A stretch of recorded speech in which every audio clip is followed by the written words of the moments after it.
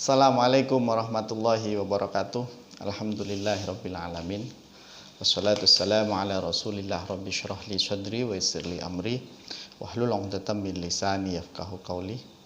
Baik para pendengar dan mahasiswa yang budiman, kesempatan kali ini kita akan mendiskusikan tema besar yang terakhir dalam filsafat, yaitu aksiologi. Sebenarnya apa sih aksiologi itu? Secara sederhana, aksiologi itu menjawab dari pertanyaan untuk apa. Jadi aksiologi berbicara tentang kegunaan. Kalau dalam konteks filsafat, yaitu kegunaan dari pengetahuan atau ilmu atau pengetahuan yang kita dapatkan, seperti itu. Dalam konteks yang lebih besar atau konteks-konteks yang berbeda, maka aksiologi akan berbicara terkait dengan objek yang akan dibicarakan. Karena kemarin kita sudah berbicara atau berdiskusi tentang ontologi, tentang hakikat ada atau being, terus berbicara tentang epistemologi, bagaimana susunan struktur, metodologi, dan juga validasi dari ilmu pengetahuan. Pada kesempatan kali ini kita akan berdiskusi tentang aksiologi. Secara umum atau secara aksiologi berbicara tentang tiga hal. Yang pertama berbicara tentang kegunaan ilmu pengetahuan pastinya. Yang kedua berbicara tentang bagaimana atau metode pengetahuan atau cara menyelesaikan problematika. Dan yang ketiga terkait dengan apakah ilmu itu bebas nilai atau tidak. Oke, para mahasiswa yang budiman dan yang saya hormati dan saya sayangi, dalam kesempatan kali ini setidaknya aksiologi itu berbicara tentang hal. Dalam konteks pengetahuan, pertama, kegunaan dari pengetahuan itu ialah secara aksiologi, pertama, merupakan kumpulan-kumpulan teori. Jadi kumpulan-kumpulan dari beberapa temuan-temuan dari pengetahuan yang sudah diakui kemapanannya, itu adalah teori. Yang kedua itu berbicara tentang bagaimana metode memecahkan masalah atau metode memberikan solusi dari masalah yang dihadapi. Yang ketiga itu sebagai pandangan hidup atau filsafat is life, atau filsafat sebagai adalah pandangan hidup. Dengan demikian bisa kita katakan bahwa kegunaan dari pengetahuan yang kita dapatkan dari kumpulan teori itu merupakan satu penjelasan dari fenomena-fenomena yang ada, sehingga disebut explanatory. Karena dia menjelaskan kegunaan dari pengetahuan ialah memberikan atau menjelaskan sesuatu yang belum kita ketahui, atau menjelaskan sesuatu yang ingin kita ketahui. Yang kedua, dari adanya teori itu atau pengumpulan temuan-temuan dalam bentuk ilmu pengetahuan itu, ia akan meramalkan sesuatu sesuai dengan koridor-koridor yang ada. Seperti contoh, kalau kita lihat ada temuan yang dari teori, katakanlah teori agama, mengatakan bahwa dalam jangka sekian tahun itu akan ada fenomena ini. Itu pengetahuan yang sudah diakui. Atau dalam ilmu sains itu akan mengatakan bahwa nanti kehidupan itu tidak akan manual lagi, akan menjadi serba instan atau disruption. Ini sudah kita rasakan. Ini sudah ditemukan sejak dahulu kala. Yang awalnya kita berbicara itu harus face to face atau manual, sekarang sudah tidak. Prediksinya nanti orang bicara sudah tidak menggunakan alat sebesar handphone yang kita miliki, mungkin lebih kecil.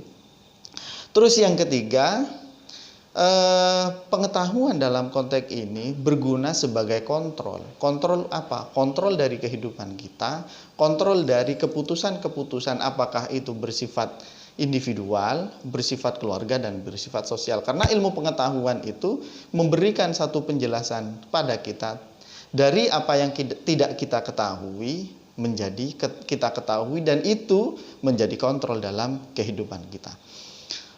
Bagaimana sih sebenarnya pada sub kedua atau pada bagian kedua atau pengetahuan dalam konteks ini memberikan solusi atau memecahkan masalah, cara memecahkan masalah itu, setidaknya kita bisa melihat dari problematika yang atau bisa melihat dari sifat problem yang kita hadapi, sifat dan karakternya. Seperti contoh begini, dalam konteks filosofis ya, dalam konteks filsafat itu tidak mengatakan langsung, atau dalam artian filsafat itu tidak memberikan langsung justifikasi kenapa ini bisa A, tidak. Maka dalam konteks filsafat, karena nilainya itu universal, akan diteliti secara radik. Seperti contoh, kenapa kalau di barat itu kan kenapa seks bebas itu bisa dilakukan, atau dalam Islam itu ada anggapan kenapa, atau dalam tubuh umat muslim itu mengatakan kenapa umat muslim itu tertinggal, atau yang dikatakan oleh para tokoh Mesir itu limada taqaddumul akhir wa ta'khurul muslimun. Itu ada anggapan kenapa seperti itu kan problematika, padahal Islam itu agama yang sangat komplit mengatur kehidupan manusia, tapi kenapa kita tertinggal? Maka kita tidak bisa dalam konteks ini mengatakan bahwa manusia itu atau umat muslim itu pemalas, tidak bisa. Karena di situ harus dilihat secara utuh problematika yang dihadapi oleh umat muslim, sehingga kita bisa menemukan akar permasalahan yang menyertai katakanlah ketertinggalan kita. Terus yang kedua, kalau mau contoh kenapa seks bebas itu berlaku di Eropa, katakanlah seperti itu, apakah karena ekonomi dan lain sebagainya? Tidak, bisa karena pragmatisme. Kenapa pragmatisme? Karena liberalisme. Kenapa liberalisme? Karena ini akan kita ajukan pertanyaan-pertanyaan yang berkaitan dengan objek atau pembahasan atau diskusi atau materi yang akan kita bahas. Sifat dan karakternya itu harus kita perhatikan betul, seperti itu. Terus yang ketiga, sehingga kita tidak mudah menjustifikasi sesuatu. Caranya bagaimana? Melakukan identifikasi, terus memberikan satu analisis, sampai di situ nanti kita akan menemukan apa yang menjadi problematika secara umum, seperti itu. Terus yang ketiga, apakah ilmu atau pengetahuan itu netral atau bebas nilai atau tidak? Perdebatan ini sangat menarik sebenarnya, dan jauh sebelum kita membahas ini sudah ada. Seperti contoh Pak Nizar Ali dulu sudah membahas tentang ini. Beliau mengatakan bahwa ilmu pengetahuan itu bebas nilai, netral, karena ilmu pengetahuan itu tidak memihak kepada siapa saja. Tapi disanggah dengan ada orang yang menyanggah bahwa ilmu pengetahuan itu tidak netral karena sudah menjadi subjek dari seseorang atau menjadi legitimasi seseorang. Kita bisa membayangkan seperti ini. Pisau itu netral apa tidak? Pada dasarnya pisau itu netral karena pisau itu tidak memihak kepada siapa. Tetapi ketika digunakan, pisau itu akan bergantung kepada siapa yang menggunakan.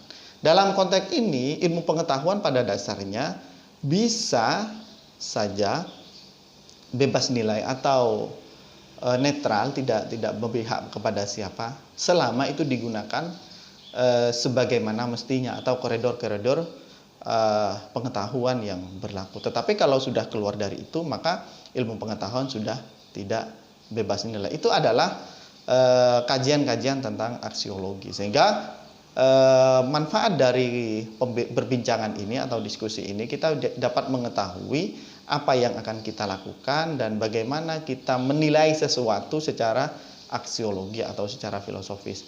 Oke, demikian dari saya, semoga bermanfaat. Assalamualaikum warahmatullahi wabarakatuh.